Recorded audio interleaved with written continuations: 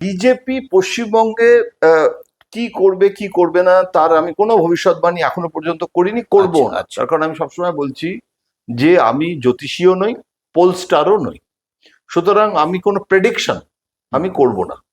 কিন্তু এটা বলতে পারি যে পশ্চিমবঙ্গে কিন্তু বিজেপি যদি আপনার তৃণমূল কংগ্রেসের কাছে শয়তান হয়, রাজনৈতিক শয়তান, যেটা ইংরেজিতে বলে ডেভিল। ইংরেজিতে একটা কথা আছে যে ডেভিলকেও তার শেয়ার, অংশীদারিত্বটা কিন্তু তাকে দিতে হয়।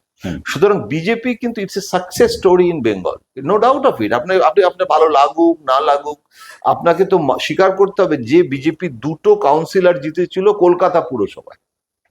সেদিন কলকাতা পুরসভায় আবির খেলা হয়েছিল না, বিজেপি জিতেছে 2টো কাউন্সিল। এবং লালকৃষ্ণ আডবাণী তিনি একটা বিবৃতি দিয়েছিলেন দিল্লি থেকে যে কলকাতা মে ভাজপা কা খাতা খোলা হ্যায়।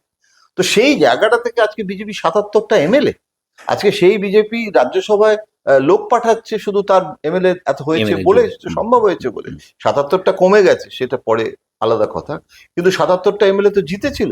এখন সেই জায়গায় বিজেপির এটা সাকসেস, কিন্তু বিজেপি এখনো যে পারছে না বা পারবেই এটা যে বলা যাচ্ছে না, তার কারণ হচ্ছে বিজেপির যে রণকৌশলটা উত্তরপ্রদেশ বা গুজরাটে বিজেপি যেভাবে মেরুকরণের রাজনীতি করে, হিন্দুত্বের রাজনীতি করে, বাঙালি ডিএনএটা না বিজেপি বুঝতে পারছে না। আচ্ছা, বাঙালির জন্য, ওয়েস্ট বেঙ্গলের জন্য একটা আলাদা অধ্যায় বিজেপির থাকা উচিত।